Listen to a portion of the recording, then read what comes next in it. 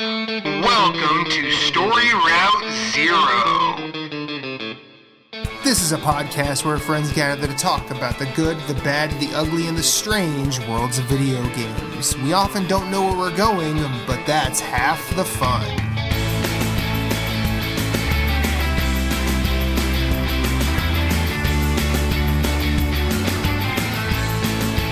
Come on the journey with us. Hit us up on Twitter at StoryRoute0. You can send us an email at StoryRoute0@gmail.com. That includes questions, concerns, comments, complaints, pet pics. Send us some recipes.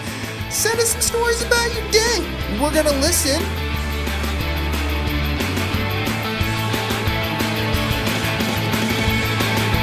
Podcast, start your engines. We have liftoff. Let's have a journey.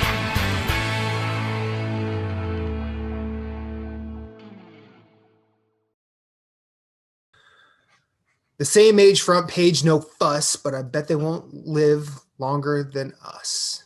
That was Pete Rock and CL Smooth off of their song TROY, which is a song about the death of their friend. And before I get into episode 58 of Story Route Zero, I would be remiss if I didn't bring up the death of one of mine, if not one of ours. This past weekend, Bobby Pauls, half of the duo behind Yumi and Capri, it's a content creation crew and definitely a Discord that I know Moose and I have definitely been in for very many Animal Crossing needs, especially in 2020. Bobby passed away this weekend from COVID, and I'm very sad, as is everybody involved with the Patreon, the Discord, Bobby's family. Our hearts go out to them. He was I was not as close to Bobby as most, sending him rest in peace wishes today, but I feel a weird kinship with Bobby, mainly because he and I got into the podcasting game around the same time, around the same time. Phoenix Overdrive started. I think about that time Sean Capri started We the Gamercast way back when. And then I know I started Platinum Achievements with four other folks, Chris, Antonio, Imran, and Brian. And I know the Life of Gaming guys started about the same time. I know Josh Brandt is still doing Indie Nation. But I felt like that was like, to put it in terms of like XXL magazine, that was sort of like my game podcasting class of 2014. And I've always sort of paid attention and always sort of watched all those folks. I've been friendly with most of, if not all of them, for the amount of time I've been podcasting, and losing Bobby hits most of my nerves in a very sad way. So, Mr. Pauls, thank you for everything. Rest in peace. With that, I'm going to get us started. This is Story Route Zero, episode 58. I got three friends with me. Jason, how are you, sir? I'm concerned you've gotten the episode number right like 5 times in a row. It's just math. Yeah, but you had trouble for 50-something episodes. And then let him have his progress. Let him have his progress. No. he's in a weird spot because I started with him. I didn't make a Jersey joke, and I've gotten the episode right several times in a row. Threw me off. I was not prepared. He's not prepared for me to be at least with it to this degree. That other voice is Moose Cluel, and ever so silent and hopefully not exasperated with us, Michaela. How are you? I'm always a little exasperated. That ship sailed. I mean, fair. We Not are enough 3 to where white she dudes does on the that. internet. We have every right for people to be exasperated with us. Moose, how you doing? I kind of skipped over you. Doing good. Cool. So how was everybody's weekend? Michaela? Weekend was packed with a lot of stuff. 48-hour fun run, was it? It's well, not all fun run. Had some very adult, deep, difficult conversations that needed to happen that happened, but otherwise lots and lots of gaming. But that's pretty much it. Cool. Moose, how was your weekend? Good. Hung out and took the dogs for a drive yesterday to get them out of the house for more than like 10 minutes to go to potty in the backyard, and it was fun. Good time. Marshall, how was your weekend? Some adulting, hung blinds up in the girls' rooms.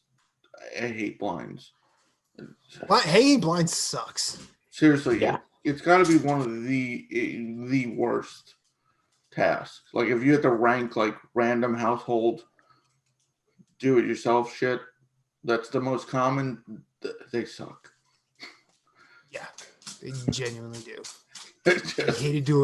I hated doing them. I know I'm gonna have to do them eventually here. I hated doing them in my old house. I hated doing them in my apartment. I know I'm gonna have to do them here, and it's gonna kill me. And if I was single, it'd probably be just a nail and drape a blanket over when you need darkness. I did that for a while, Just tape newspapers to it. and then it got cold. And I sketchy didn't house. cheat. I'm like, okay. Just get a blackout curtain and leave it. And then converted Amelia's crib to a toddler bed. Nice. Surprised it didn't break because the girls just decided to like run and can we jump on it? It's like, oh god. No, you can't. 5 Literally minutes later. anything Arya does, Amelia copies. Well, yeah. So eventually your life is going to be that Michael Scott gif from The Office where like, no, God, please, no. No. Well, I walked out of the kitchen, and then Amelia's just standing on the coffee table. She looks at me and just like mouth open grin, like, it's like, Hi, Dad. what are you doing? Callie's in the corner. Callie's in the Ralph corner. Wiggum. I'm in danger. No, that's what Callie said. Callie's in the corner with her paw over her eyes, like, help me. I don't know how to say uncle.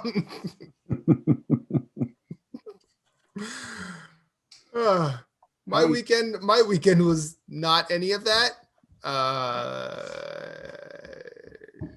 Not really anything. We started watching this show called Behind Her Eyes. That show's a little fucked up. What's it on? Netflix. And we started watching it, and like the first couple episodes, I'm just like, so the main character is black, and the other characters around her are white, and I'm like, this woman needs to get away from these white people. Like they're going to damage. I mean, and this woman is very nice. She's she's a single mom. She's kind of struggling, but she's got her head on straight. She's going the right direction. Then these crazy white people just invade her life in a way that is just kind of fucked up. And I don't want to really go into it because there's still so much we don't even know. It's a 6-episode series. We just finished episode 3. But like the very end of episode 3, I'm like, okay, now I'm in. Now I was curious about where this went, but now I have to see where this goes. So then as we were going to bed, we changed tones completely, and we put on Kiki's Delivery Service, which is for those who don't know, a Hayao Miyazaki film. It's a fucking animation masterpiece, and it's basic. Like honestly, it is warm cocoa on a blizzard day. Like it is a very warm and wholesome and just lovable film. and I love it. It's probably one of my 5 favorites by Ghibli, for sure. Other than that, I played a lot of a game that we're going to talk about right now, because this is, I believe, is this our 10th game club? It's our 9th. Okay, so I got it wrong, Jay. You can be happy. Yeah. Good night. And Mars is gone. So we played Foul Play. It is developed, I believe, by Mediatonic, but I'm going to let Jason take it from here. Developed by Mediatonic and the Irregular Corporation. Ooh. I like that name. I'm not As if any of them are ever really regular. Mediatonic, small studio. Most people haven't heard of their latest game, Fall Guys. Nope. Who's heard of that? Irregular Corporation. I didn't know most of their games, but they did do Murder by Numbers, which I knew via our favorite editor-in-chief, SEO of Enthusiast Gaming, Kerry. She had reviewed it and told us the last time she was here, before the Pixel Makeout League game. Yeah. And obviously produced by one of our favorite, or published by one of our favorite publishers, Devolver Digital. Mm-hmm. Who are they? You play as the Daemon Hunter, Baron Dashforth, and his lovable sidekick, Scampwick, who came right out of a Mary Poppins film. Dude, yeah, this is. I mean, you're like, okay, this is the Monopoly Man and his lovable chimney sweep. Already, there's some class-ish shit happening in this game. Basically, Baron Dashforth's telling this story through a play. And you go from Cairo to various other locations as you search for the mystery of your father. Each play. See, now, is that how it begins? Because I remember them finding okay, I'll let you finish. No, it's not. I just was kind of Okay. giving the brushstrokes of it. Okay. 5 plays, each with 5 acts. The last one has only 2 though. And it's basically a beat 'em up. Mm-hmm. It is a beat 'em up with a cool mechanic where if you're not active, the crowd boos you, and if the moodometer drops, you can actually die. I was telling Michaela, I actually put it on the hardest difficulty to try it out, and I did die once. I didn't realize it, but you can die. It's not easy to do though. It's actually quite difficult to die in the game. But if you don't perform and you get the crap kicked out of you, you'll die and just restart the level. Mm-hmm. As you go through, I mean, like I said, it's a beat 'em up, but you learn new moves based off. They're all off of parries. So you have to parry an enemy attack, and then you can do a different move. There's drivers. It's just the real reason for that is combo extension. Yes. Right. You do have a combo meter running the whole time.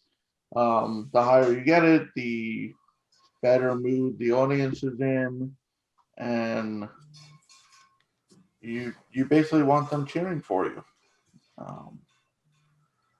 And it's not a long game. It's about 3-4 hours to power through it. It's not an easy platinum though. I mean, it's not difficult. It's tedious would be the word. Because there's challenges straightforward, you have to beat the game. But each level has 3 challenges, which range from doing 3 human cannonball moves to getting a 50 combo in a certain section, or defeating one enemy last in another section. It's fun. I mean, it's repetitive, but most beat 'em ups are. As you learn new moves, though, it does spice it up a little. Did anyone have a favorite move, or did you have one you lean towards? I mainly used the good old Castle Crashers tactics of jumping and hitting Yeah. and just Popping juggling up in the people air across the was- screen, Yeah. turn around, jump, and do the same thing back the other way. I liken Yep. that to the old Mortal Kombat. Do the jump kick and just keep going and they hit you, because I felt when you're in the air, the enemies, even if they all piled on, they couldn't reach you, so you'd have time to kind of. But Figure I where you did can like land. I did like the pile driver. So Yeah, that was cool. Cloud Drive is very spammable. Yes. like in 12 guys swarming you, and you just knocked them all out. Mm-hmm. I mean, there's even a trophy for staying in the air for 15 seconds. You can literally just parry people constantly and never come back down to the floor so long as you have enough people attacking you. Yeah. It's Later levels that works like a charm. And I will say, for a beat 'em up, it definitely had the easiest combo system. Like the window to parry was absurdly long. Like Yes. they telegraphed it, and you had more than enough time to get off multiple. I wouldn't even call it a window so much as I would call it a propped open door. Yeah, It was more like a quick time event than a parry. It's like, hey, press the button, press the button. short of the button appearing on screen, it was pretty much, hey, press me. Well, because then there's as you get to later on, like I think the fourth play, there's those enemies that actually attack you and provide you with a quick time event, which is essentially a like 10. It adds 10 to your combo meter if you land it.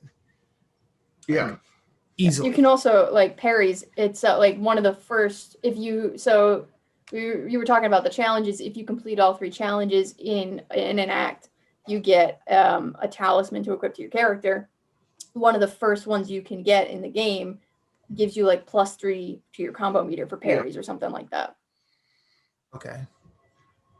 Did anyone try? There is co-op. Did anyone try it? Reba and I did, to the point where she was like, "Yeah, I'll talk about this game because I've got some shit to say." And then she tried it again. She's like, "I don't like playing this game." I'm like, "All right, so I'm not gonna make you." I mean, you just player 2 Scampwick, and you just both messing shit up. Yeah, I mean, it was. I think. Yeah, I don't remember, because it's been 3 weeks since she and I played it together. I think as long as one of you is comboing, the combo meter does not dissipate. I could be wrong on that one, because I'm pretty sure, like with our like one of our first levels, like I got the +50 combo trophy quickly. Getting it to 100 solo was really difficult, or at least trying to, because the break I played with her, and then I didn't play until I actually beat the game today, and that time away from it definitely made figuring out the combos. By the time figuring out the combos is like what I'd learned versus what I still had yet to learn. Made that a little difficult, because I know, Michaela, you beat this in 2 sittings, right? I did, sir. Yeah. Yep. What about go ahead. I was gonna say 2 sittings, 4 hours, probably about 2 hours each, and it like took an hour to learn the controls, or not even just the controls, but to like learn the game feasibly well, to the point where it became kind of easy. Like I got the 200 combo challenge, whatever, in one of the later stages, like no problem, stuff like that. Okay. But yeah, it takes about an hour to learn it, and then you beat it in 4-ish. Mm-hmm. Yeah, it wasn't. I did it technically 2. I mean, I actually did it in 1 on PC, but when I had to switch over, because playing on the Vita, I told you guys, yeah, my hands were like, The Vita Claw. I just was like, can you help with dinner? No. How do I dinner? So I switched over to PC because that was my cloud save messed up, and when I went on PS4, it was like I'm like, ugh, I don't want to. But then I ended up replaying it on PC. So the logic there is, but no, it's not a long game. I mean, it's fun. I had a blast the whole time. I mean, it's repetitive, but it's kind of a nice, like, it's not full on movie theater, but it's popcorn. It's like popcorn at home, not the at the theater game. It's enjoyable. I mean, I find most beat 'em ups repetitive. Yeah, They generally are. So that's not really a complaint because that's kind of complaining about the genre in general. Like, oh, another level, you got to beat everyone up. Like, well, oh no. it's kind of the game. But there's funny dialogue to read. I mean, with their all like the old timey talk.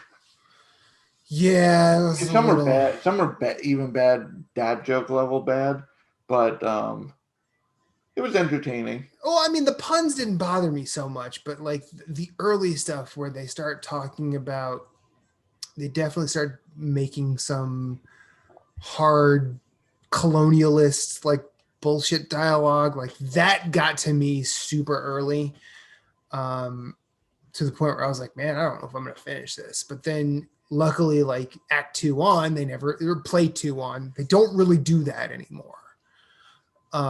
Doesn't really excuse all the bullshit they do in Act 1, but at least it really didn't continue. But yeah, like the saying it's repetitive is, I'm kind of with you. It's just like, because video games are repetitive. Because I mean, video games have been repetitive since, every Mario game, we just make Mario jump, but it's the stuff they do to that jump that makes it entertaining. I think I'm glad this game was only 3 hours, but sometimes it still felt like a laborious 3 hours. Some levels felt a little more than. I feel some had more dialogue than others, and those acts seemed a little like, because it'd always be the point where it's like I want to take a quick break, like just a quick one to get water or something, and it was just like, okay, come on. Yeah, just come on, move it along. Because I like reading the reviews of the games we play after I beat it to kind of see, because I'm curious, because a lot of these are older. Like it'll be 8 years old this year. This game's old. Yeah. So it's curious, and the scores were generally Steam. It's 9 out of 10. IGN gave it like an 8. GameSpot gave it a 6, and they were the ones who said it was too repetitive for them. But I was just like, on what ground? Well, like, yeah, it's repetitive, but tell me, like I said, show me a beat 'em up that's not like. I mean, you did get different moves. I felt every like they added to it. Good pace, pretty good pace of new stuff. Like, and some of it's not like, some of it's just like hold down this button or jump and use this button that you've been using the whole time. So it's not too revolutionary mechanic wise. The thing that kept it from being too monotonous for me, not necessarily repetitive, but I liked the challenges. They gave me something to focus on in addition to just beating up a bunch of guys every time. Because like trying to get 3 perfect scenes in an act can be pretty difficult to do. Yeah. Oh, that's the worst when you're like almost at perfect, and the last guy like moves and you miss the combo, and it's like a 4. You're like, oh, come on. Or you knock someone off screen. You're like, yes, got it. Oh, he's not dead yet. And then he just strolls it, and he takes his time. Or 3 lightning bolts for 10 minutes, and or even just because of the camera, the way that, so it's a fixed camera looking at a side view, and it's almost like you're fighting cardboard cutouts. My number one complaint in my notes that I wrote down, it says aerial hitboxes are ass. So like the flying enemies are annoying as fuck to hit sometimes, and I'd lose my combo doing that. I found the bosses sometimes landing the hit at first because you couldn't tell where they were on the stage. So you try to jump and they're massive, but they're set further back, and you're like, well, that was oh well. But I mean, I still in play 4, I still found it a blast throwing one guy and basically bowling. Like not like it's that never got old, like it still got a chuckle out of me. So yeah, it was repetitive, but it was like you said, if it was longer than 3-4 hours, then it might have been. But I think they knew this is how long the game's going to be. We can't make it. Yeah. They could not make this Streets of Rage 4. They just could not. Because Streets of Rage 4 is what? I think a 6-hour playthrough maybe for each character. Like I mean, 6 hours. It might be like longer than that if you're not good at it or something. Well, those that game is just barely longer than this. I think the one real thing that makes Streets of Rage 4 not so repetitive and this so repetitive is that the enemies vary and they come at you different ways throughout each level, whereas here it's just they look humanoids dressed up walking at you, and then they cock back for a swing, and the enemies look different in this because they're in different costume, but essentially you have the cannon fodder, the bigger guys, and then maybe a flying guy, and that's really the range of it. I hate him. I'd have like a huge combo and a big guy would just not cooperate with the parry. It looked like he was stunned, and then really. By the way, I just looked up how long to beat Streets of Rage. It says 3 hours for the main story, although 6 hours for main and extras. So it might depend on how much like you want to get out of it for how long that game takes. Yeah, that's true. But like Michaela said, I like the challenge. I wasn't, nor am I going to go for the platinum, but it was nice looking at the challenges to kind of see if I could, because the charms do help. I think I got about 9 of them. I mean, I got whatever it takes to get like that second tier trophy. Not all of them, but like most of them or something. Yeah, there's some good ones in there that do help. I wish you could get a preview of what you're gonna get for like bothering with these challenges, but you have no idea what you're getting until you do it. This is the reward if you finish the challenge. It's like, nah, I don't want that one. Exactly. It's like, oh, that one kind of sucks. But yeah, I mean, I'd recommend it for someone who likes beat 'em ups. It's fun. It's a short game. I have a question. Is it because it's an older game? But like, when I was looking at the trophies for this thing, it is exceedingly rare for anyone to get like any trophies in this game, like to even just make story progression beyond Act 1. It's like 3% of people finish Act 2 or something. Like if you look at the trophy list for this game. I think it's older. Okay. I mean, I've played some older games that aren't like that rare for people to progress beyond the first hour of it. But it might also be because it's PlayStation Plus, so people like downloaded it, played it, like a little bit of it, and then we're just like, I don't want to play. So that kind of like bloats the numbers a little bit. Okay. It just struck me as odd.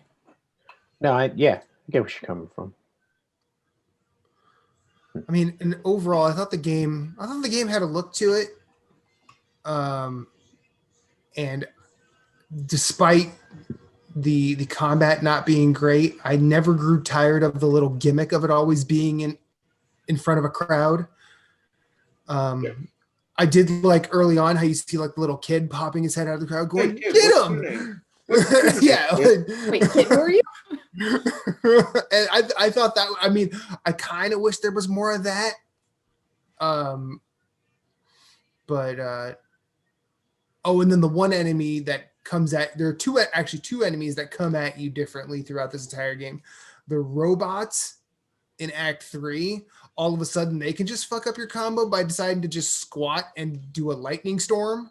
Yeah, just out of the blue. No, like Out of the blue, warning. no. Yeah. They honestly look like a dog taking a dump, and then lightning comes out of their head. And then there's in the Kraken one. I think that's Act 4 or Play 4. Or I might be getting it reversed. Who knows? But The one that like reaches.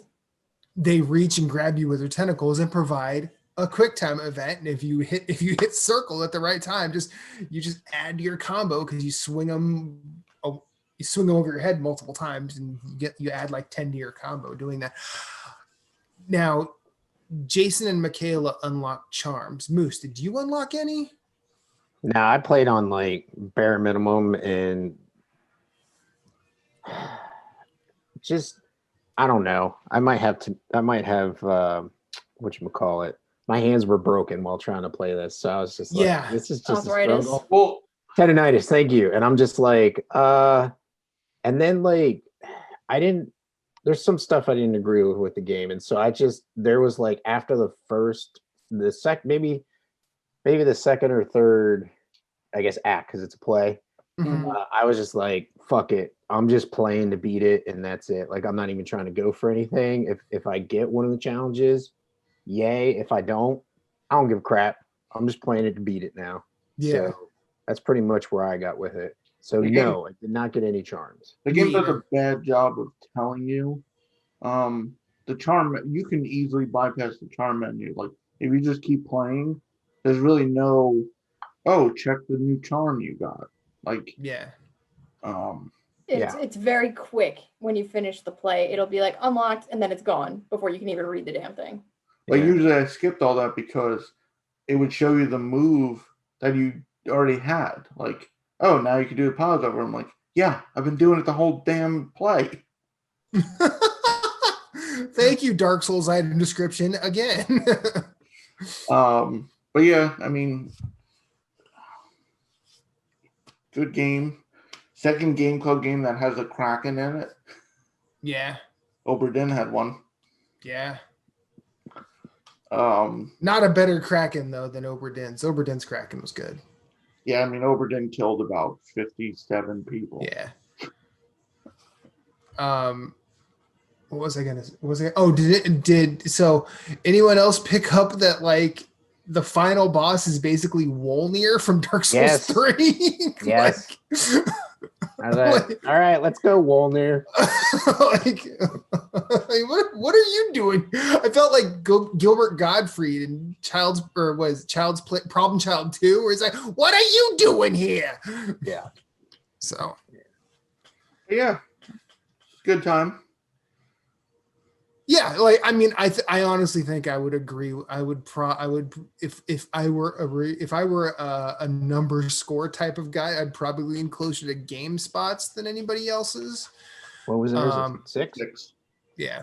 That to me is good. Everybody thinks if it's not an 8 or above, it's a bad game. Yeah, no, I think to me 6 is like good game. You know what I mean? Mm-hmm. Yeah. Yeah, I agree with that. Yeah, if I were making a game today, I would shoot for a 6 and hope it's better. I mean, if you already own it because you got it through PlayStation Plus, play it. Mm-hmm. You'll have a blast with it. If you've got a significant other or family member that likes to play video games, you can have them jump in and do a co-op run of it. You know, it could be a lot of fun. Mm-hmm.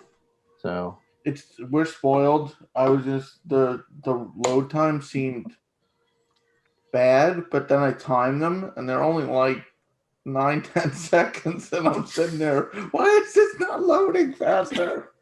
You've been too used to the PS5. Playing PS5. Load.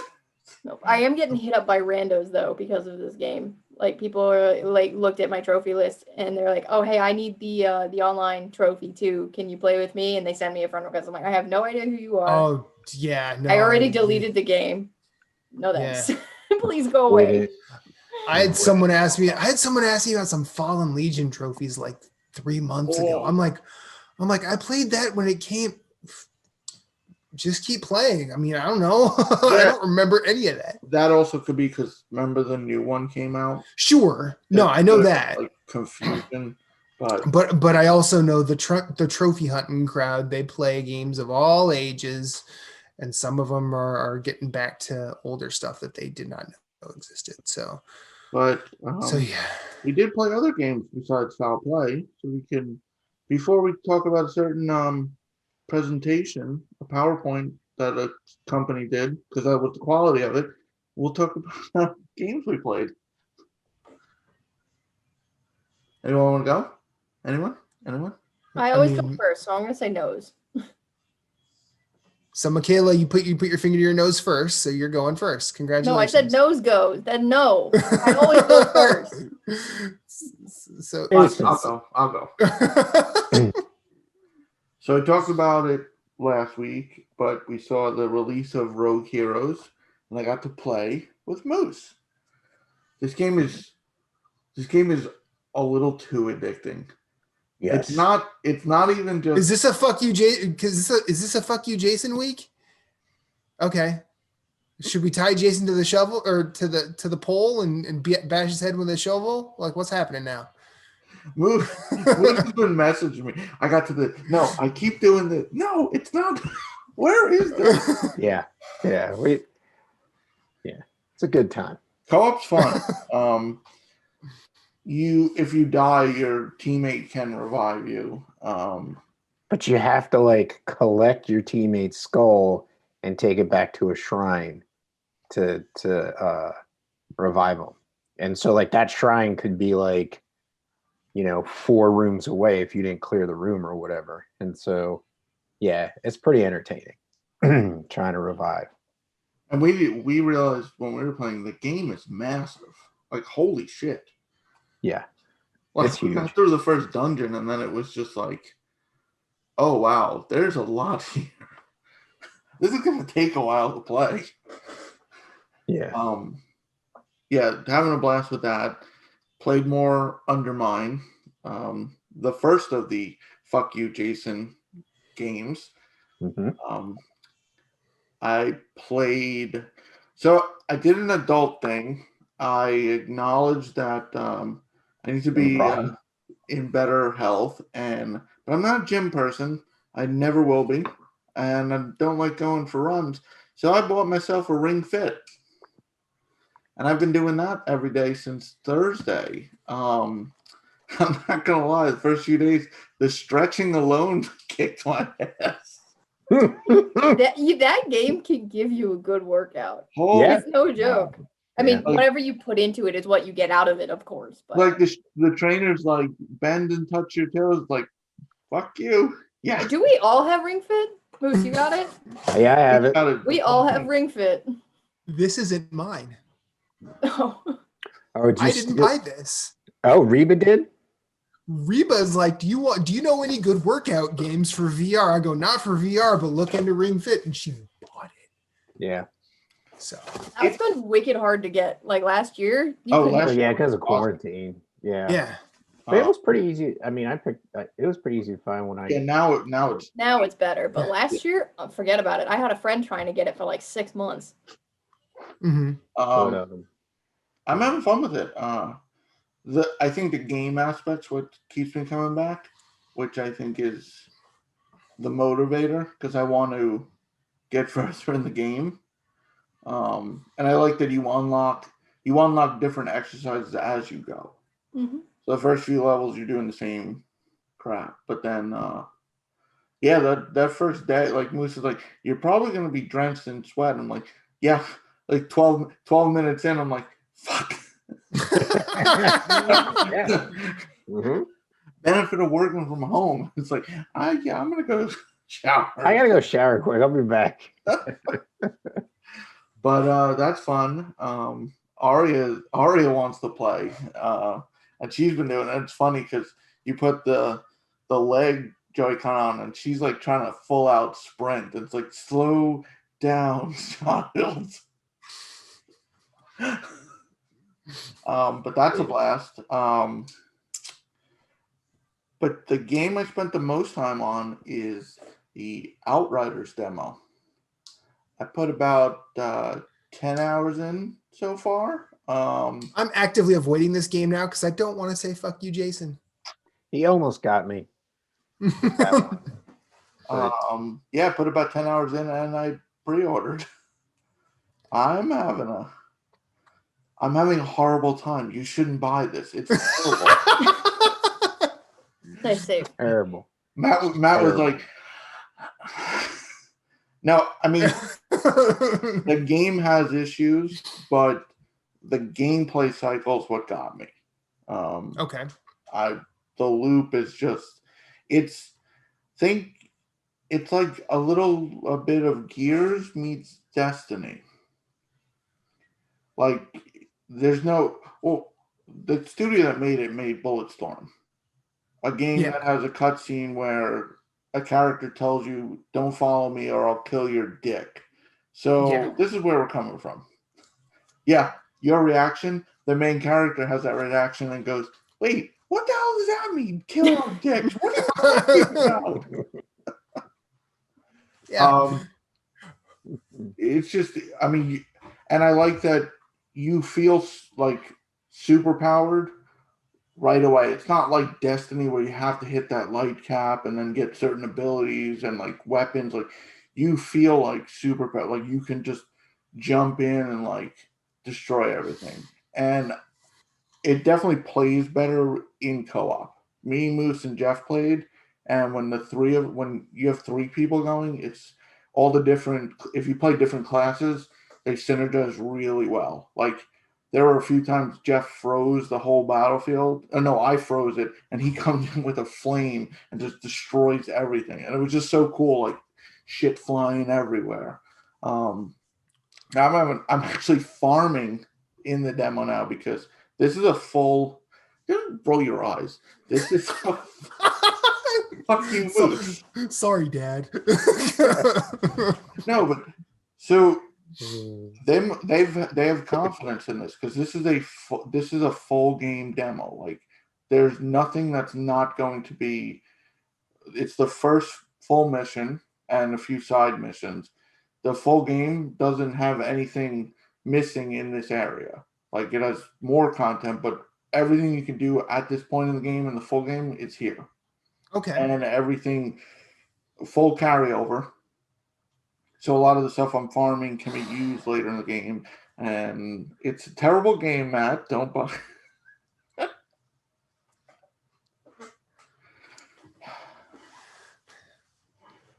You know, I try not to be the victim blamer here, but you are setting yourself up for some abuse, Jason. I'm gonna pick one game a week and torture myself to play it and just groan about it the whole time, and then nobody can be like, "Oh, okay, let me play that."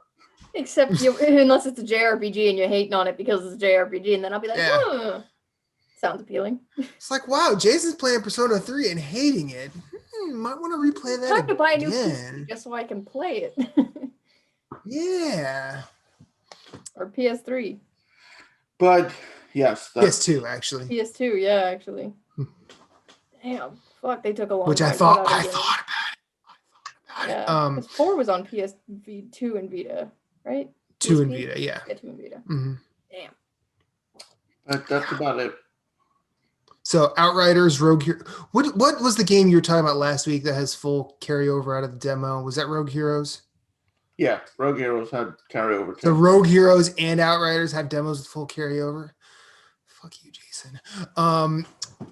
Rogue Heroes is cheaper, and you can play with Moose if you don't want to play with me. I mean, I'd play with all of you. I really would. It's just these past few weeks have been.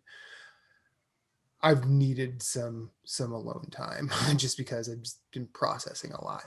Moose is a prime example of fuck you, Jason, working, because he's been playing Rogue Heroes and been like, I found this. No, I'm going here. No, I finally did. No. I'm actually further than he is. Oh, there you go. Further than me now. There you go. Well, since Michaela doesn't want to go, Moose, what have you been up to? I've been playing a lot of Rogue Heroes. I played that all day Saturday. So what's really cool is, so I jumped in to play co-op with Jason. What was that, like Wednesday or Thursday? Or like towards the end of last week. And he's a lot further in the game than I am. Like, like, so I started up a character, jumped in, and so like I was getting owned pretty hard in the dungeons. Then like we were getting a lot of gems and stuff to like level up. So basically, you earn gems in the dungeon, and when you die, you take those gems and like you can upgrade yourself, buy supplies, like all kinds of things. And so like I was leveling up and getting pretty strong, and then I went in and started my own thing. And what's cool is they don't lock you out of upgrading while you're playing co-op. It's just when you go back to your own world, if you don't have a certain something, it's not there. So like I didn't develop my town at all because I was in Jason's world. So when I went back, I had to go to the dungeon for the first time to get some gems to come back and like unlock some stuff. But it's got a pretty good cycle. I think the puzzles aren't like too crazy, but they're still, you're still like, oh yeah, this is fun to like try and figure them out. Like I'm in the second dungeon now, and some of the puzzles I'm just like, I'm like, this might be a little bit more annoying than it is like challenging, just because of the way the kind of like floor is lava, and you have to go light torches in a certain set of time, or the first one will go out. And so, anyways, so it's just fun trying to figure that stuff out. And then what's nice is like you can just keep going back to the dungeon and keep doing it over and over again, and do like a nice little gem farm and level yourself up. And then like I think there's 4 total dungeons, Jason. 4 Titans you have to go beat in the game. Yeah, because when you beat the first one, there's that. It's like Moonlighter with the shrine where you have to light up the. You have to light up the and then you'll unlock the first one.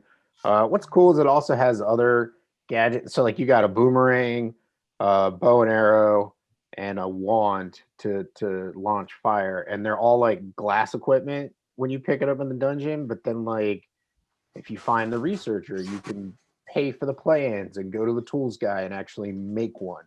And then that way you don't have to like be like, oh, I really like using the boomerang to stun enemies, but I only have a glass one, because the glass ones break every time you die. So when you die in the dungeon, like you lose all that equipment. But it usually drops pretty regularly. Like by the end of the time I hit floor 3, if I have any items that aren't regular, they're just glass items, I've picked them up and have them. So it's not that big of a deal not to have a regular version of it. And then I figured, Jace, I don't know if you use this, but Y is attack, and so I started using the analog stick, attacks in different directions. I like using the analog stick like way more than the attack button. But I found out early on that like stamina is king, kind of like Dark Souls. So you want to have a lot of stamina. And then I wish they had a little bit more. The only thing that I'm disappointed with is like the classes. I wish they had a little bit more. They were a little bit more fleshed out and a little more variety to them, because every character has a sword, every character has a shield, and then they have like a special ability like tied to them, and then maybe like a passive attribute. So like I'm playing the knight right now, and the knight has insane attack power and defense, but is slow as hell. But he also has like a jump move where you can jump across the map, and where you land, if there's enemies nearby, it stuns them. And then I think, what is it, the fighter has like a charged running move. And the thief can like blink walls. Yeah, and like the mage is basically the same as the fighter, but if you do get a wand, you do more damage. You do more damage with the wand as the mage. But I feel like until you upgrade the mage abilities, it's not as, because like once you start upgrading, you'll restore magic mana on kill. But without that, at the beginning, you only have so many attacks with the mage, and then you're relying on your sword again until you replenish your mana, which is kind of. But on the other hand, it's nice that you can. So with the classes, you can switch. Anytime you're in town, you can switch your class. No cost. You could just, as long as you've unlocked them. It's not like, oh, I'm going to do this playthrough as a mage. You can just literally, you go to your wardrobe and you pick out a class, which is kind of cool. Now, once you've chosen to go in, can you come No, back to you have town? to die. You either have to beat the dungeon or you have to die to come out. Okay. And Like, you have to spend all your gems that you've earned, because whatever you have remaining, you lose to gain access to the dungeon. yeah, like you have to sacrifice it to get in the door. Like it'll take all your gems and then you just go in. So I've left like 200 gems on the table because like the lowest upgrade I can buy is like 250 or 300, and I'm like, fuck it, I'll just go in and farm more. But the game counters it by like, you might leave 200 on the table, you'll easily get like 3,000 on your run. Yeah, Unless yeah, you like have three. a terrible run, but like Yeah, I found like in the beginning it was like 50 gems. You're like, oh god, and you lose them. Yeah. But like now it's like I drop 300. It's like, all right, I get that, because the further you progress in the dungeons, you'll get shortcuts. You don't have to redo the first floor. Like yeah, like you can buy a teleport. You can buy like a door. Just start on the in third floor. 2 and 3. Yeah, And which is nice. And each floor down gives you more gem. Like enemies, instead of giving you 1 or 2 each, they give like 10 to 15 each kill. So Yeah. once you get past a certain point, the cycle it is easier. There's a lot, like it's cool the way you upgrade. Like you have to build a gym to do stamina, or the blacksmith helps with the weapon damage, or I didn't do it yet, but you can fish. I built the dock, and I haven't fished. But now I have to build a boat. I built this guy a house, a dock. Now he's like, "Can you build me a boat?" Get out there and cut some fucking trees down, asshole. Build a boat. I got you a house. But then you can farm. Yeah. So now we figured out the way to get Jason Marshall into crafting. It has to be attached to a roguelike. Yeah.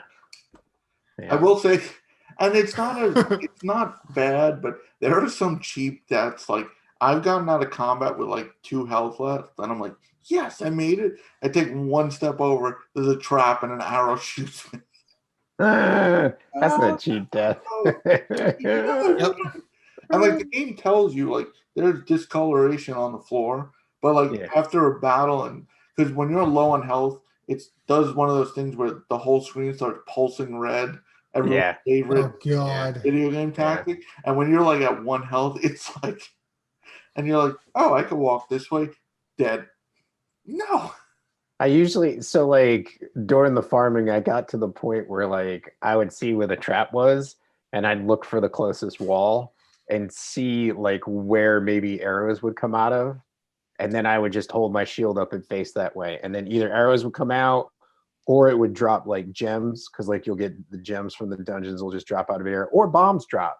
It's like just bombs will just drop and they'll go off, and if you don't get out of the way, you get blown up. But it's you could see the Zelda influence in the dungeon. Yeah, okay. Like, even just the way like you light 2 torches and then a gate opens, like you just the way the animation, you're like, this is cool. I like this. I don't know why, but I forgot the name of the character in Hades that meets you at the river every time. Out of sleep. What's when you die and come back? Yeah. Hypnos. So you need Hypnos you need Hypnos talking shit. Yeah, that's what this game needs. It needs to like, you fought that boss and then you stepped on a trap. Wait, you died without you died? The natural causes got you again? Well, that's the funny thing. Like when Jason and I were co-oping, we were trying to get to the boss fight, and we got to it like 3 times and died, and then it was like, all right, it's time to go to bed, and we went to bed. I think Jason beat it the next day, and then my first roll through of the dungeon, I got to the boss and beat him in like 1 try. I kind of power leveled Moose in a way, because he did. In my game, he was able to upgrade everything, but like he said, when he went back to his town, he didn't have a blacksmith or the gym, nothing. So he had to go through the dungeon. He's walking around his town going, man, this place sucks. I can't upgrade anything. But it's like he's doing the first floor of the dungeon, but it's like being like like a maxed out weapon in Dark Souls in the first zone. You're like, yeah, what now, fuckers? Like, he's just rolling through this. Well, it's funny because like in between the first and the second dungeon, you have to like do some quests. So like you also get like a grappling hook. You get like a flute that calls these. They look like toads to like help you swim through deep water so that you don't like drown. And so like you're actually doing these like mini quests to get like stuff. There's also a pair of boots that you can walk on the mud longer where it's deeper, but not too long or you drown. But like, anyways, like I had like almost 300 golden coins, Jason. And when I went into the first dungeon, I was buying so there's chests, there's gold coins in the game, and there's a merchant that'll randomly show up in one room of the floors of the dungeon. You can buy like bombs from them, arrows. You could buy a map for the floor, or if you have empty bottles on you, which they have potions, so there's crafting for potions, which like increase your damage. You know, you got health potions, mana potions, and then like your resistance, armor resistance, and whatnot. And so he'll fill an empty bottle if you've used it. Now, I don't know if the empty bottle goes like away if you use it. Like it's once and done, you have to buy another bottle, or if like you can get him to fill it. You use the potion and find him on the next floor or another dungeon, he'll fill it again. But I have yet to test that theory. But like I got in with like 200, like 250, 300 gold coins and bought, there's gold chests in the dungeons that you can spend the gold on, and it drops the gems for you. It's like if you buy every chest, you can go from like maybe 2,500 gems up to like 4,000. So you get like a significant amount if you're buying like all of the chests. I bought all of the chests and walked out. I died with like 5,500 gems and went back and just like power leveled again. And now I'm gonna go back to the dungeon. But it's a good cycle. I love it. It's a lot of fun, and yeah, it does scream Zelda, which is nice. And drowning's hilarious when your character drowns. Yeah. It's sad, but it's hilarious. And they're suffering. It takes like 5 seconds to die, so you're just watching them. Yeah, you're just like it makes you feel really bad and uncomfortable because you're like, okay, I'm not supposed to, like, what? But so where's the you died screen? I know, seriously. We skipped it. But so played a bunch of that, and then Dark Souls 3 co-op. Razzie got the platinum, and so in Bloodborne. So now we're doing Dark Souls 3 run through for the platinum. He's doing it legit too. I mentioned to him, I was like, you know, people could drop the rings for you, and he's like, I might just do that. But now he's doing a run, so I'm like, good for you, man. Good for having like standards for your platinum runs. But anyways, so we played a bunch of that, and then yesterday. It was really one sitting, but I had to take a break to take the dogs for a drive. But I played all of Foul Play yesterday, and that was pretty much. Oh, Outriders with Jason and Jeff. I like, much like Bloodborne ruined The Witcher 3. I think The Division 2 ruined Outriders for me. It's not as tight of a shooter. The cover is not used really well in the game. And so I don't know. I mean, I'll probably play it the further I get away from playing Division 2. So I might enjoy it eventually, but it did not turn into a fuck you, Jason game. So okay. I told Jeff, because Jeff had trouble the first time because he picked the wrong class. And I sent him a GIF from the Vin Diesel movie Triple X. I'm like, stop thinking, please think PlayStation. You got a rocket launcher, blow shit up. Like, it's not, like, I get what Moose saying, but it's not the Division in that. Like, you have to go in and this is just chaos. There's no precision. Right. Is it a cover shooter as well? No, it is. Okay. The cover exists for the other people who aren't superpowered. You have superpowers. It's still a cover shooter. It is to a point, but they can destroy. But I know what you're saying, where you have to switch from like the being tactical and precise to just running in and running and gunning. Like, I had no problem switching to that, but it was still like the cover is still not used effectively. And I don't know. I just, like I said, probably because I played too much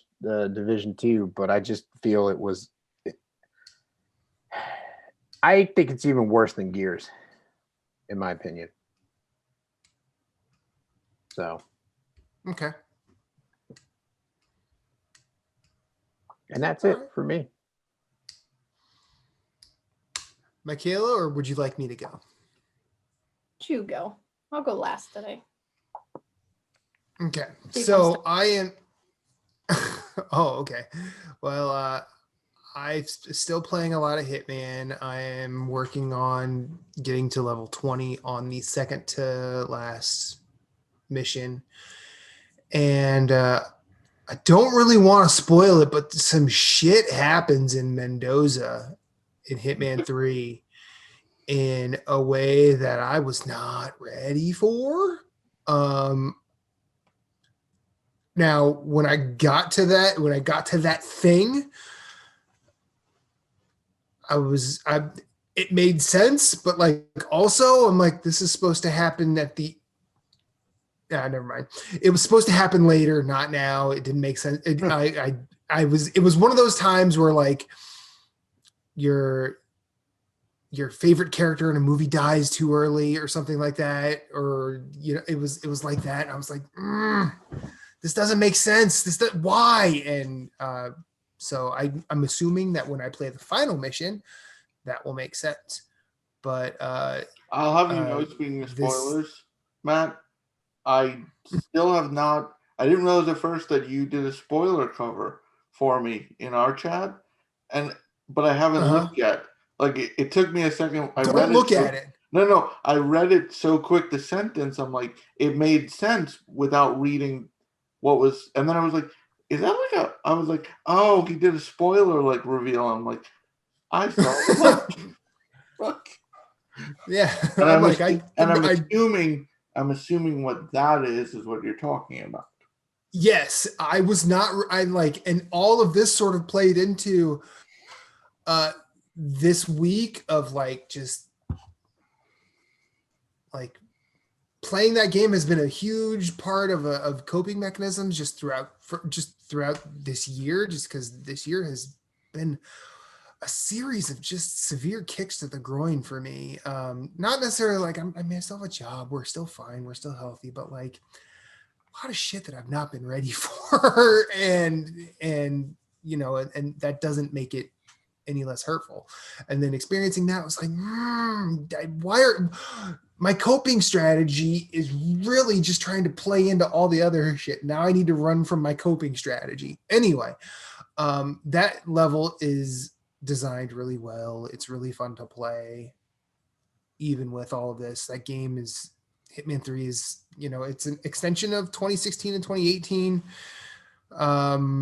Judging by the amount of fun that I've had, which is with the overall mission design in this particular outing, it'll probably end up in my top 10 for 2021. And I'm good with that. It is wonderful. The game I spent the most time with is actually super new, super relevant, and on the most powerful hardware known to man. It is Nintendo's Earthbound from 1995 on the Nintendo 2DS XL. I've never played this game. I've probably talked some shit on Earthbound either here. Maybe not here. I probably did it on Nerds Gone Rogue. I know I did it on Platinum Achievements. That was because I fucking hate Ness in Smash Brothers more than anything else. Because Ness is annoying in Smash because he's kind of overpowered.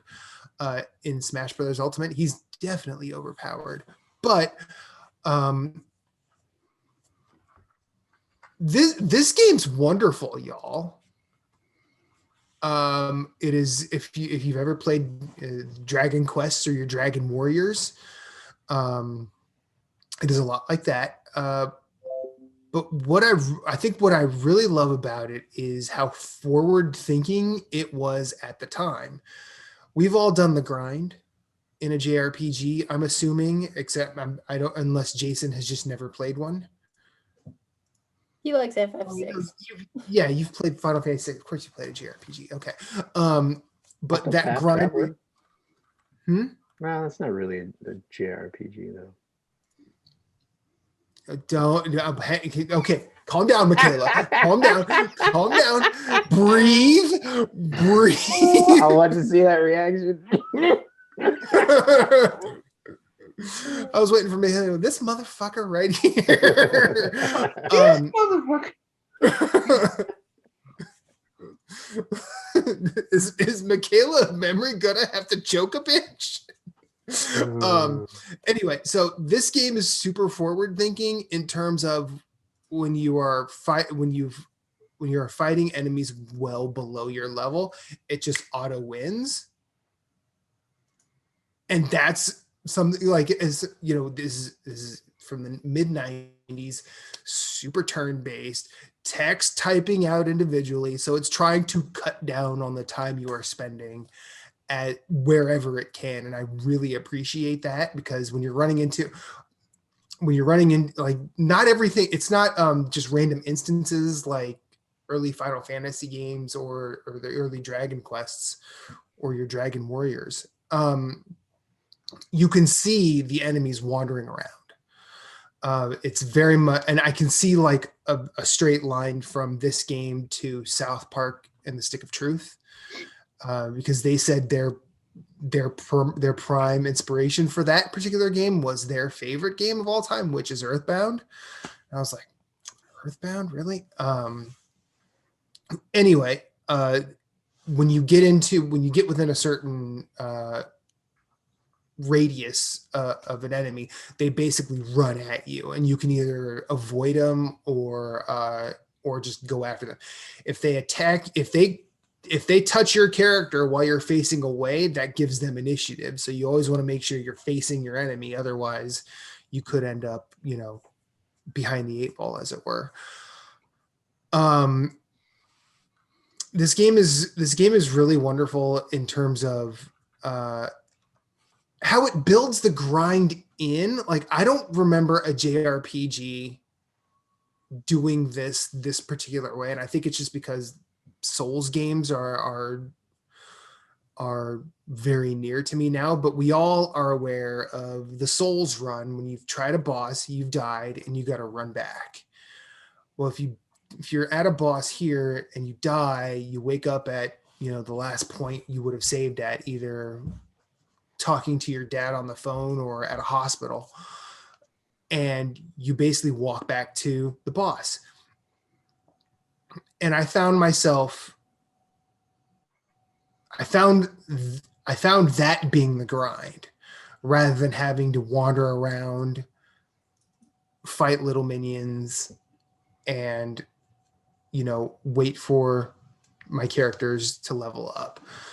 And I think that's kind of wonderful. Now, I may be stupid here and not remember like the JRPGs I've played in the past that way, because for some reason I just don't. And I feel like this is smart. This is done in a very smart way, because every time walking back to the boss fight, I would at least go up a level, maybe sometimes even two, depending on the generation of instances. So the plot points here are a UFO lands outside your town, which is called Onette. And then, of course, your mom is scared to death. And she's like, if you're going to go out and look at the UFO, don't go out in your pajamas. Thanks, Mom, for being concerned. And she also goes through the fact of like, I'm not even going to try and tell you not to, because I know you're going to sneak out even if I tell you no. She's just like, I appreciate the respect. So you go out and you explore. You have a couple of friends that are neighborhood kids come along with you. They get grounded by their parents, who are overbearingly abusive in a lot of dark ways. But then one of them ends up doing a heel turn later on. I'm going to try and avoid a lot of that. But you figure out your special, and then you go on a quest, and you eventually unlock. I've unlocked 2 additional party members at this point, and I know there's a third. I also know that you can name everybody like before you start, so that kind of telegraphs your party coming in. And yeah, this game is just really delightful. It's fun to play when you save by going to any phone and calling your father, who is always working. But every time you talk to him, he says like, I'm proud of you. But I'm going to keep record of what you've told me today. And I think it's time for me to hit the hay. I think you should consider it too. And that's where it says continue or end. And if you hit continue, he says, I'm so proud of you. You work so hard. You're just like your mother, but you shouldn't work too hard. You should take rests when you can. So it's like encouraging, it's okay to sleep.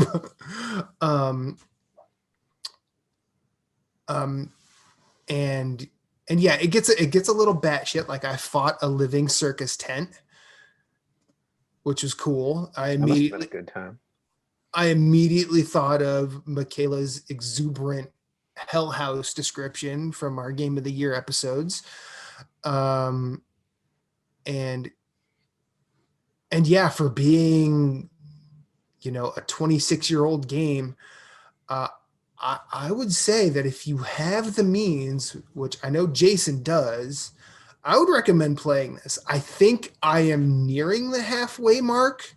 I'm probably not quite there yet because I've heard it's 30 hours to beat, and then like 50 or 60 to do everything.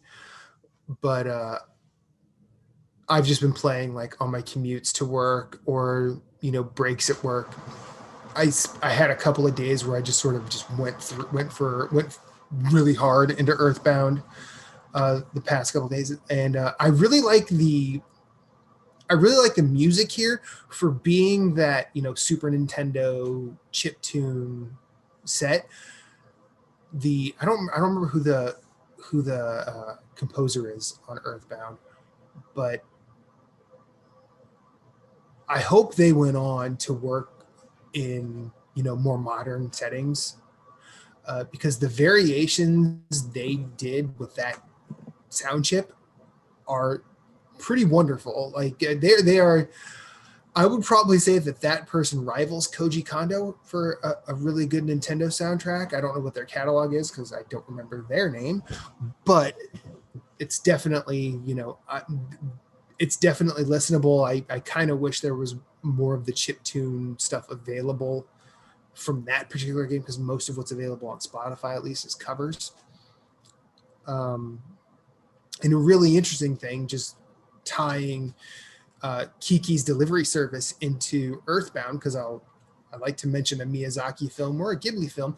Shigesato Itoi was the father in My Neighbor Totoro. The guy who designed Earthbound played the father in My Neighbor Totoro, and I think that 6 degrees of of cinema is kind of wonderful.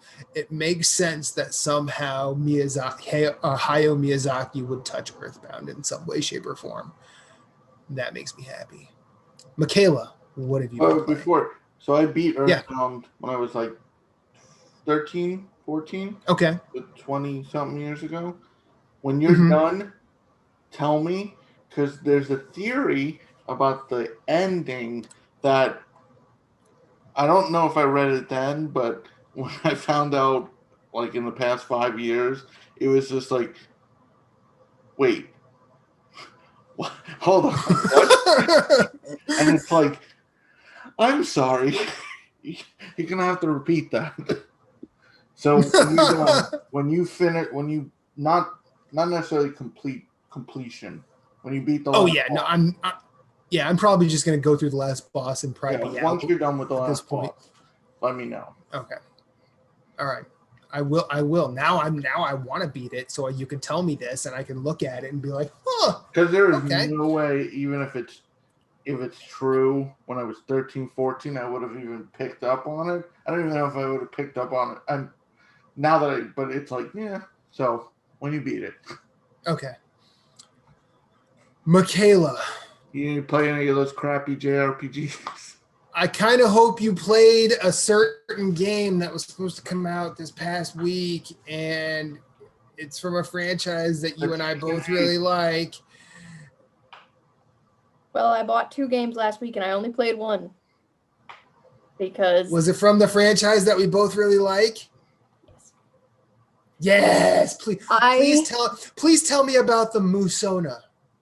I have managed to squeeze 35 hours in so far with Strikers since it came out. Nice. Hence the reason I haven't started Bravely yet, because I think I can feasibly beat this within the next couple days if I'm really dedicated after work, Tuesday, Wednesday. I am near the end of the 5th dungeon in this bitch. And based on the trophies, there's like 6 or 7, like Persona like 5, the end game isn't necessarily the same format as the previous dungeons that you're going to encounter. Sure. Yeah. But yes, I am very far in this game, and my opinion 5 hours in is very different than my opinion now.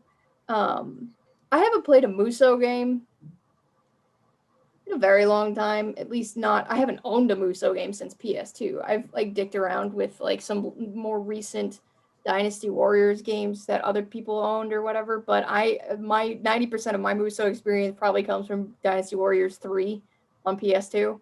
Okay. So I don't know if my experience is outdated or if it's just like with these Age of Calamities and with these Persona 5 Strikers where they're bringing in these other properties. There's just so much more in these Muso games than just button mashy hack and slash, because there's elements from those franchises injected into these games. So it's more RPG than I was maybe expecting it to be.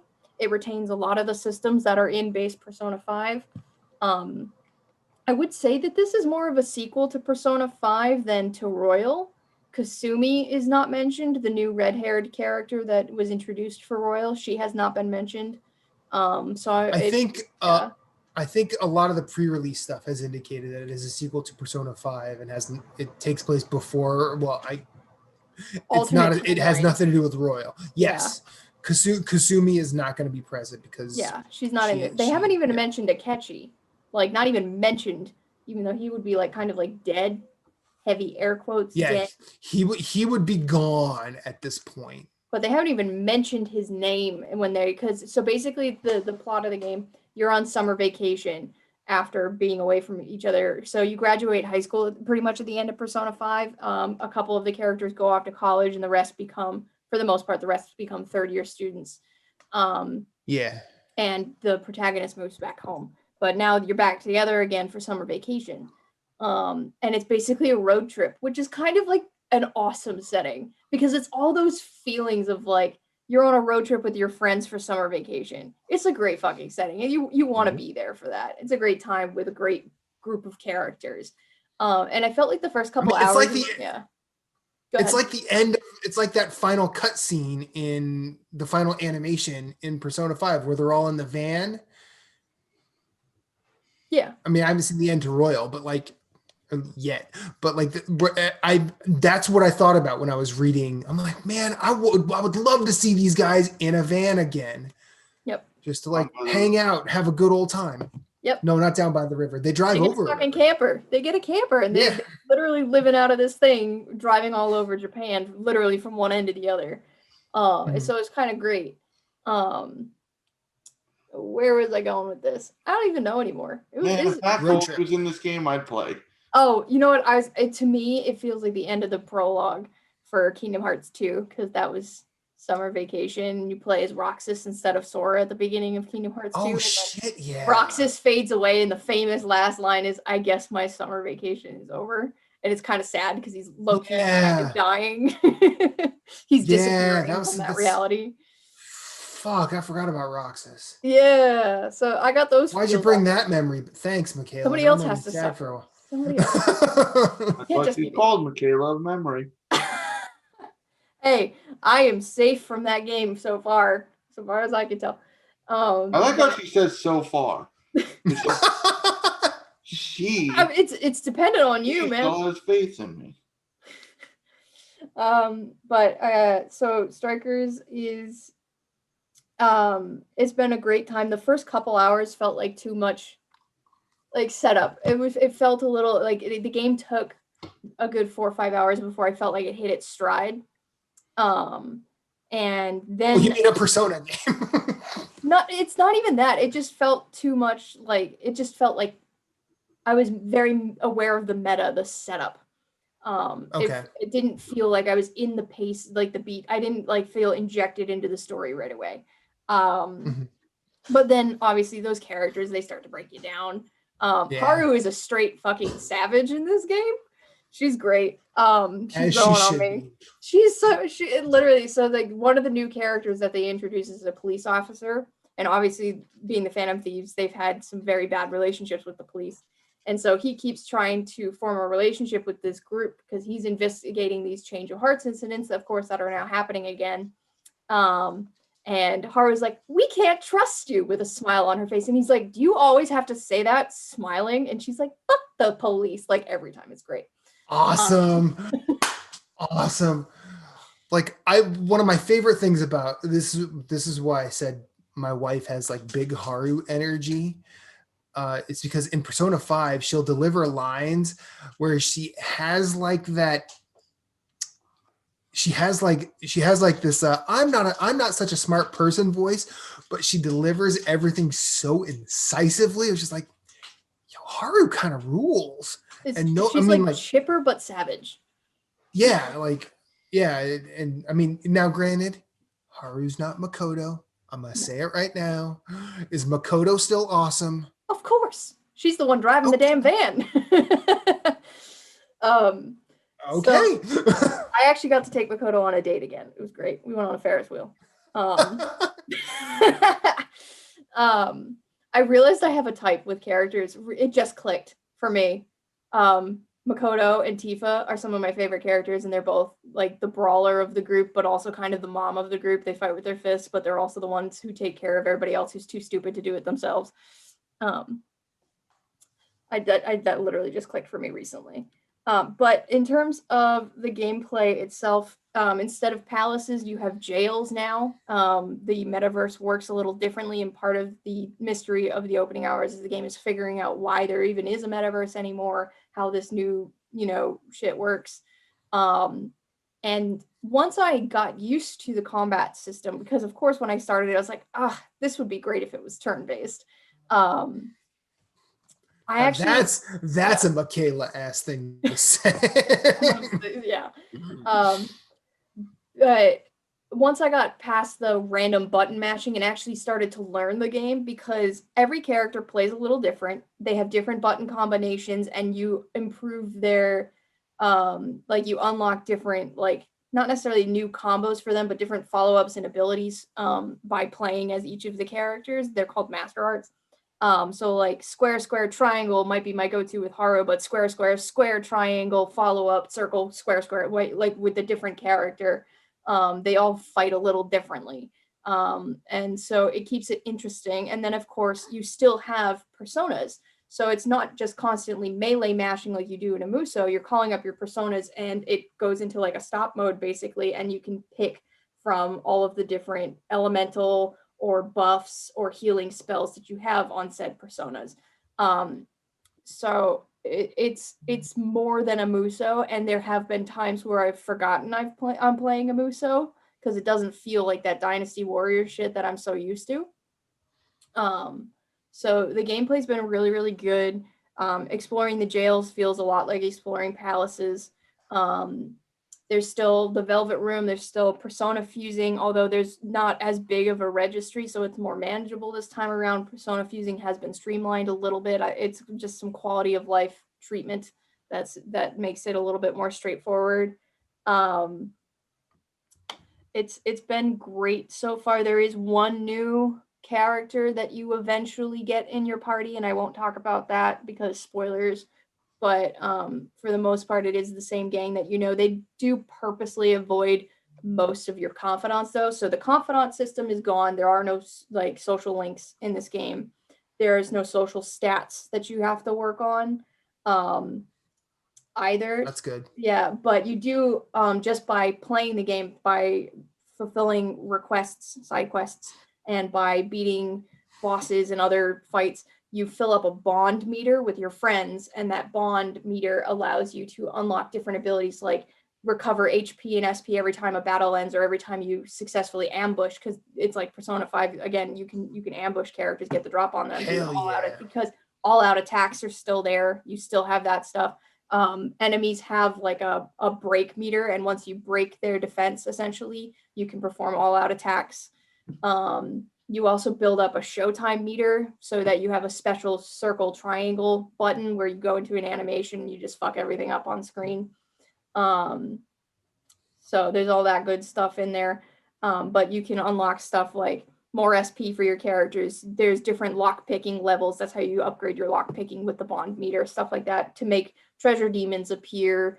Literally to get more money after you finish fights. Everything is based on that bond meter, which kind of just fills up by progressing. You don't really need to worry about doing stuff for it. However, you do need to, if you're a trophy hunter, and I'm going for the platinum in this, there are some missable shit.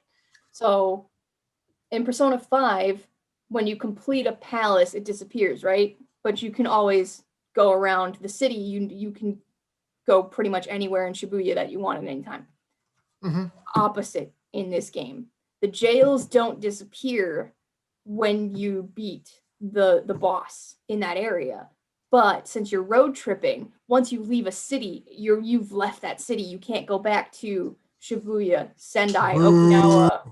So there is missable shit in the cities. So you need to always make sure you check every shop and you talk to all of your friends every single chance that you get, because they'll give you requests and shit. And if you don't talk to them on that day, once that day passes, once you leave that city, it's gone.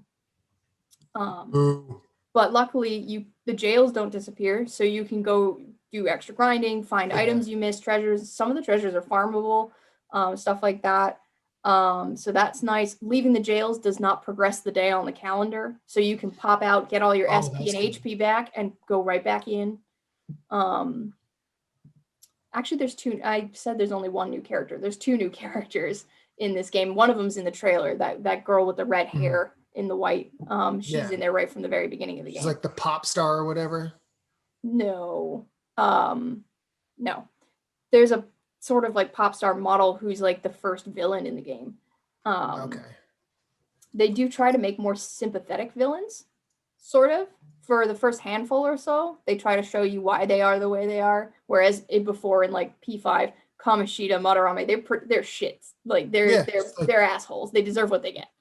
Nope, we're just out here being assholes, and we don't really have nothing to apologize for. We're just assholes. But Strikers is trying to do a little bit more of a sympathetic approach to at least some of its villains, not all of them. But like I was saying earlier, they do purposely avoid a lot of the confidants. So like when you're in Shibuya at the start of the game, you do get to see Sujiro, but like Tai Takemi's clinic is closed for the summer. EY has closed up shop and left, so you can't buy stuff from the airsoft shop. But that made me sad at first, but when somebody you do know finally does show up later in the story, I was literally cheering. I was like, yes, finally! So-and-so that I really love and miss. And so it felt rewarding. Who is it? Who Want to know? Shows up? You want to know? It's Sai. I do want to. It's Sai. Oh, nice! Yes! Nice. I was literally cheering. I was like, bitch, get over here. Side rules. So you're digging Strikers? Yeah, I'm digging Strikers. Cool. I'm hoping to beat it within the next couple of days and then review it and then platinum it and then move on to Bravely. Okay. Now for Bravely, did you play the first one? No. I did not have a DS of any sort, so I missed Bravely so far. Okay. Because I've thought about playing the first one. I was just wondering, since I can now. So Jason, unless there's something else we have to talk about, I think we have a PowerPoint to deal with. Yeah. Sony had a state of play last week. And it was a plain hamburger covered in weak sauce. I was gonna say by a round of thumbs. Before I get into it, what do we think? It's too much energy for me to raise my fucking hand to give this thing a thumbs down. I'll go like this for me, just cause. We know why from the end of it, and we'll find out. So will the listeners. Oh god. For me personally, I want new shit. If you're just giving me the same shit I already know about, I don't. It's literally like the work thing. Like this could have been an email. Like You could have farted this out on Twitter and like if they were to show God of War 2 gameplay, that's different. We've only seen a logo. yes. But when you all right, so we start the show off with Crash Bandicoot 4 with PS5 upgrades. Can't It's really fine. tell but we already knew it was there. You can't really tell it's a PS5 upgrade because we're all watching. Yeah, that was already announced too. Yeah. Before. We got to see a little more Returnal, which super excited for. But the PlayStation YouTube channel released that same fucking video earlier. Did they release or was it leaked? No. Just- Normal. No, I know it, but April 30th though. So I know that me and PS4 Moose 2 are- or no? What? Is it PS4 2 or no? I don't think so. Okay, I'm just asking. We then got Knockout City, which we saw last week on Switch. It's coming to apparently it's cross-platform. Crossplay. It's crossplay everywhere. Yeah. Which is kind of Looks cool. pretty fun. There's a beta if you want to join in. I think it's knockoutcitybeta.com or something. Something like that. Then we got to see, which we didn't know at the time, but now we do, the only new announcement. Sifu. I don't even know how to describe it. It looks cool. Absolver meets Yakuza 3D beat 'em up. Yeah. It Yeah. looked like But you get older? Boy. Like because you're like in that you're in that old hallway and you're just and I was just like, what is this, like the video game version of Old Boy? But anyways, which was a great fight scene. Oh yeah. Yeah, one of the best. Next up, we got to see Solar Ash, which is from the Heart Machine, yeah. Heart Machine. Hyperlink Drifter people. Hyperlink Drifter. Looks cool. Yeah. No dates, though. So, I mean. I don't think we really had gameplay much before, did we? I don't No, remember so what they there was a showed. gameplay. So It was like it showed like I thought it was a teaser. yeah. Yeah, it looked like pre-recorded stuff that, like, you know, like no, not even like, you know what I mean? It didn't Pre-rendered? feel like, yeah, it didn't feel like it was like an actual person playing the game. Then we got, and I feel like I can safely say as a podcast, fuck you to this game. 5 Nights at Freddy's. Yeah, Who cares about that anymore? Why? this is, yeah. I think that that's not for anybody here. Jump Personally. Scare the Chuck E. Cheese edition? No thanks. Yeah, like I just don't think that's for anybody here. Like none of us are really horror enthusiasts, and I think from what I know, Five Nights at Freddy's started on phones as free to play. I think so. And I might be wrong there, but like, yeah, none of us are that demographic. So just move on. We got to see more Oddworld Soulstorm. April 6th is the release date, and it is free for PS Plus members on PS5. So for a brief moment in time, we knew more about April's PS Plus Than we did about March's. than we did about March's. Which- That's not me. That's Michaela. She said that, and I'm like, she's right. We got a release date for Kena. We got to see more footage. This game looks really. It looks good. wonderful. It looks wonderful. Pixar. It's like later- Pixar made a video game. It looks Yeah. gorgeous. And I was talking to Michaela about it. Definitely later than we anticipated, August 24th.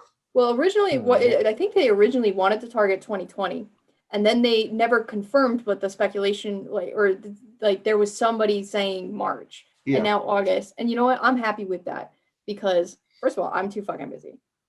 Second of all, take your time making a really great game. Especially, is this Ember Lab's first game? Maybe. Yeah, maybe. Yeah, Then we definitely got, the biggest.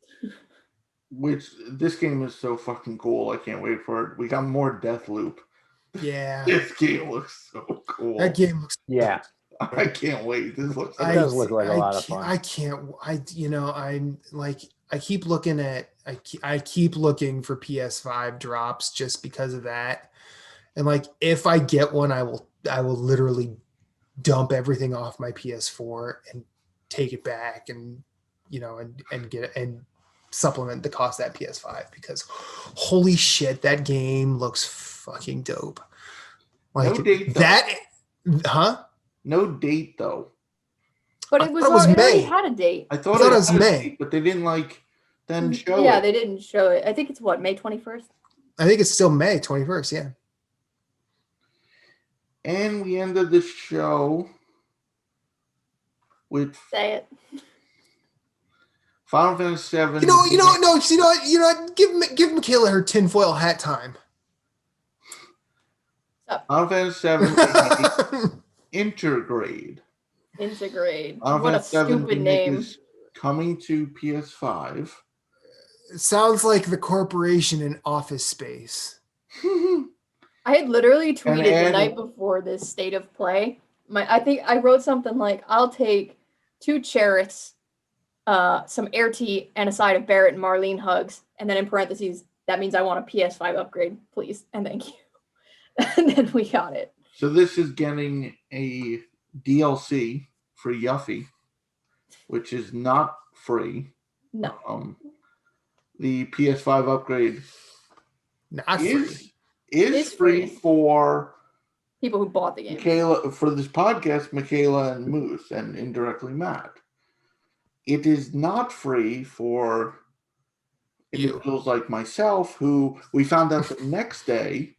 So jump ahead, PS Plus March was announced. We're getting Final Fantasy VII Remake. There's a little note at the bottom. No free PS5 upgrade. I'm not surprised though, because this game's less than a year old and Square's going to want to make their money where they can. I don't have so much an issue with the PS Plus version not having the free PS5 upgrade. I'm very happy that the purchased versions do have the free PS5 upgrade because a lot of people didn't even expect Square to do that. What my bigger issue is that, and it's not an issue for me personally, but it is an issue for Square and it's an issue for the players. The Yuffie DLC episode is PS5 exclusive, and that's not smart on their part because yes, they want people to get the PS5 version. Yes, they want to drive sales, but the majority of their player base is on PS4, and it's going to be that way until stock fixes itself. Now, is the DLC like an add-on, or does it come with? You can if I upgrade my PS4 version to the PS5, I can just buy episode Yuffie. But see, I can't. No, it's PS5. Yuffie is PS5 only. See, I get that it's Square's decision, and they need to make money, and they will. I'm not this business model, whatever. But my issue is, say I love the game. Hypothetical, because I'm not even going to play it. I didn't buy it for a reason. I can't. I'm going to then. I guess the argument is, well, you got the game for free, so you can pay for it. But it's like, why would I want to pay for the game again just to play the DLC? Is it I think it's funny because I disagreed with the Tony Hawk thing. You have to pay $10 for the upgrade, but in this situation, I feel like, all right, charge PS Plus subscribers $10-$20 to get the upgrade. Not I'm essentially just have to buy the game. I might as well wait then if I want to really, I think there's a way they could have done it. Like I understand the business model I mean, view, but yeah, well, okay. Another thing is, do you need to buy it right away? So you can get this month you can get FF7 for free on PS4, Right. but you can't upgrade it to PS5. The PS5 version doesn't even come out till the Yuffie episode, and the PS5 version doesn't even come out till June 10th. right. FF7 has already gone on sale for like $30. So how mad can you really get? If you love the PS Plus, it's like a Game Pass situation. You fall in love with the game, you buy the game, and you don't have to pay $60 to $70 for it. That thing's going on sale. I can see it by June going on sale for $25. So it's not that big a deal, and the DLC is going to be like a $10 situation. It's probably like a 4 or 5 hour episode.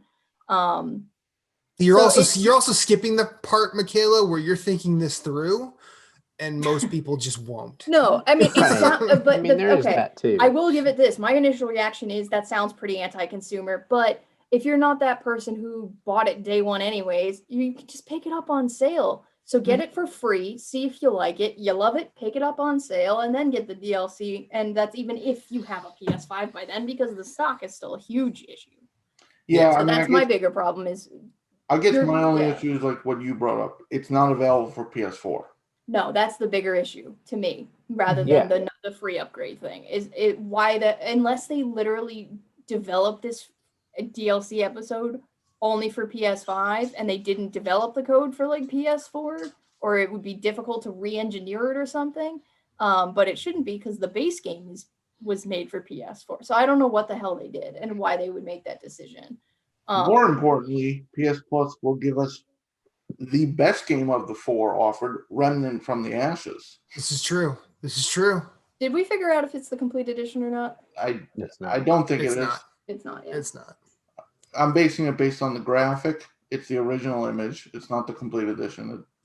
Yeah. And it's rare that PS Plus gives you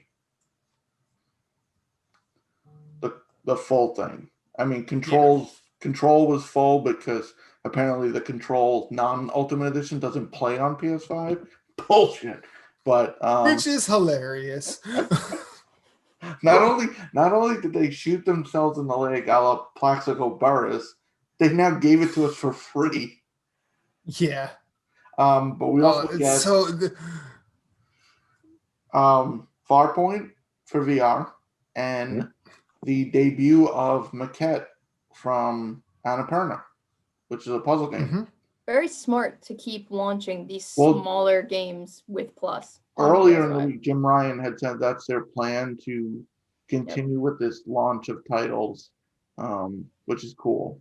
And the other announcement, if you don't have it yet, PlayStation's Play at Home initiative is back, and you can get Ratchet and Clank free as of today or without Monday. Without Plus, you can grab it for free, which is really cool. I saw people complain, like, "Oh, we have that." It's like they're not going to offer games catered to because you have it. Like, yeah. The point is for people who don't. It's not about you, dear gamers. It's not always about you. So, I'd say the PS Can we make that the episode title? It's not always about. Dear gamers, it's not always about you. Oh, I love it. The PS Plus announcement is probably better than the State of Play. Yeah. What? Yeah, I think one of the things I said in our group chat, why the hell wasn't the Ratchet and Clank release date part of the State of Play? They could have waited. Yeah, They could have come out like a week or two ago. That would have added at least a little something to the show. What benefit did a tweet do when the game's still not out for months? Yeah, so why wasn't, unless they were severely worried that it was going to leak. So why wasn't that part of the State of Play? Because that would have added at least a little bit more salt and pepper on there. I also said this is the kind of direct where I wouldn't get mad if Nintendo dropped it with no press because it's not that big of a deal. But they didn't do that. They didn't just like upload at 7 a.m. and say, "Hey, Twitter, look what we did." They made a deal of it. But they only showed one new game. Yeah, Tuesday they announced that there's a big State of Play. Yep. Oh, okay. Everybody's thinking, Oh, we're gonna see God of War. We're gonna see Horizon. It's nope. Just Well, cool. and I see, mean, now, I was excited about the Final Fantasy stuff. That's cool. Oh, But I'm like, No, but I'm sold. I'll say the Final Fantasy stuff probably belonged in there. That was their show ender. Yeah. Fine. Sifu, probably new game. But then everything else you showed that was Like stuff starting we've it off with seen. Crash, I was like, But you know what though? I'll give them credit for being consistent. Every state of play starts off with a game that is out already, and they're just highlighting it. mhm. I don't know why True. they do it, but then again, you got It's to figure. marketing Yeah, you got to figure there's people who aren't as dialed tuned in. in. Like Yeah. we look for this stuff. Like there's people who don't know what PS Plus titles are out till the month, and they happen to look in the store. Yeah. Like Yep. there's people who don't pay attention, but There's people who don't know that you get to keep PS Plus games so long as you have PS Plus. Like, there's a lot of people, like, weird, not casual gamers, whatever the fuck that means. still casuals. Heavy air quotes. We know when the state of play is even happening. First of all, a lot of people are like, "What?" We're What's a like, state "All right, of play? my Isn't YouTube that has a been bad open for Sean 15 Penn minutes. movie? Why aren't these symbols moving yet?" I can't believe I have to say that the Nintendo Direct was vastly better than the. Well, so I actually want to talk about that because, like, Michaela, I'm not like calling you out or anything here, But you are. you've been, I mean, that's not really, but like, you've been the most vocal in terms of like the way Nintendo is on. You've said it on the show, you've said it in our group chats, you've said that. Whereas I feel like this is at least in a year that follows a year that was, well, we still have a pandemic on, but a year that where the pandemic dropped and affected everything. Nintendo still found a way to say, hey, you know about the stuff we have going. We're not talking about that. This is mostly stuff you didn't know about. Now, we can all have questions about the stuff we already knew about. And we have our varying levels of frustration about that.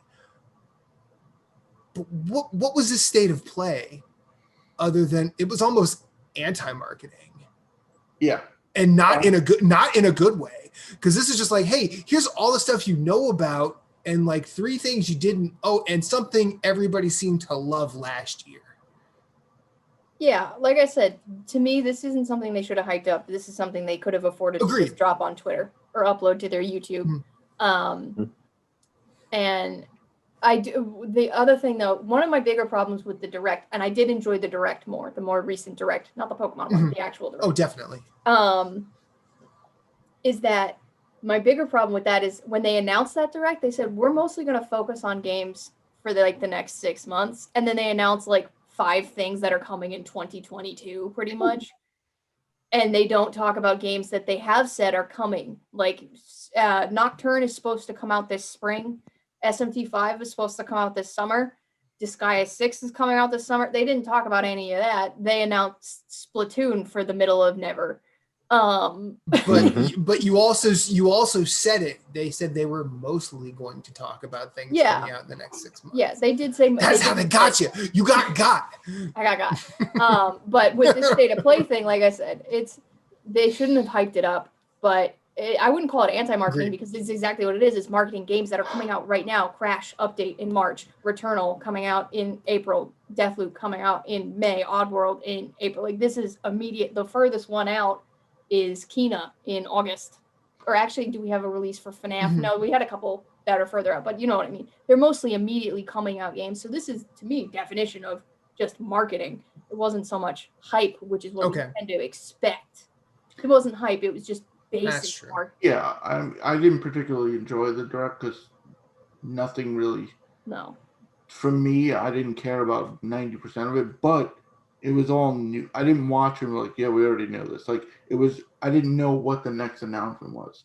Not that I knew one thing. Not that I knew what the state of play, what was coming, but it was like, as soon as you see the video, you're like, oh. You take away one thing for me, and I go from this to kind of like this, because technically Sifu was the only new game, but even if it was just the FF7 PS5 upgrade, which we had pretty much assumed was a given anyways, Yeah, I mean, even if it was just that and not also this episode Yuffie that nobody saw coming, then I would have said, okay, you really didn't do anything that deserved my attention there. I'm happy about having a Kena release date, but I didn't need to spend 30 minutes watching this. it could have been one of an email. It could have been on the PlayStation blog. Like it could have just been one of those YouTube launch. Here's the launch trailer, like Bethesda or Arcane could have dropped a Deathloop update. Yeah, Ratchet and Clank is a tweet. I don't understand what happened here. There was some weird decisions. Also, you mentioned my tinfoil hat earlier, and I had said this on the show last week before they announced the state of play. I still really expect Horizon to have its release date announced in April. That is I think the release date will be announced in April for their fall exclusive in the lineup. Still, and my Horizon Twitter. Yeah, my Horizon year arrived today. I tweeted, I got my t-shirts, I got my Funko, I got my mug that I'm gonna be teasing Jason with. Very nice. I have more self-control than you think. I don't. You. That'll probably be my last like That's from the gaming. peanut gallery. That's my last. I will say this: I have not looked at the vinyl, and I'm proud of myself for not I'm doing proud that. of you too. Yeah, that's my last splurge for now, because obviously, I mean, I did just get my tax return, which is nice, or one of them. But obviously looking to move in a couple months. So I have my 3 games that I've pre-ordered between now and then: Hades, Biomutant, and Nier. And I won't be buying anything else, I don't think, until at least June, when, Yeah, episode Yuffie comes out. yeah. But yeah, even if you just take away episode Yuffie, that show becomes not even exciting for me. I think that Yeah, about does it for. Becomes a one big pile of eh. Yep. Moose, you want to take us out of here? Bye.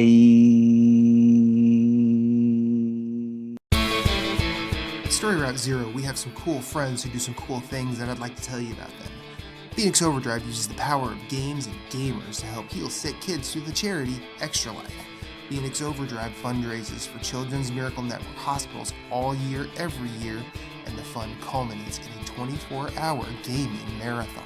Find out more about their events and projects online via Facebook at facebook.com/Phoenix Overdrive or on Twitter and Instagram at PHX_Overdrive. You can also join the Facebook group of Pawn Stars at facebook.com/groups/PO Nation in order to share and discuss all the latest in nerd culture. They've also got a podcast, Nerd Overdrive, which you can see weekly at youtube.com/Phoenix Overdrive. You can also catch it on Facebook Live or twitch.tv/PHX_Overdrive. That podcast is also published on Apple Podcasts, Google Play, and Stitcher. You want merch? They got merch. Merch can be ordered from tinyurl.com/PHXOD-merch, a portion of which goes to their fundraising efforts. Join the nation and be a hero to sick kids, as El Capitan Rey Osorio, Lee the Maestro, and Becky, the lovely queen of the guild, always say, #Rise Above.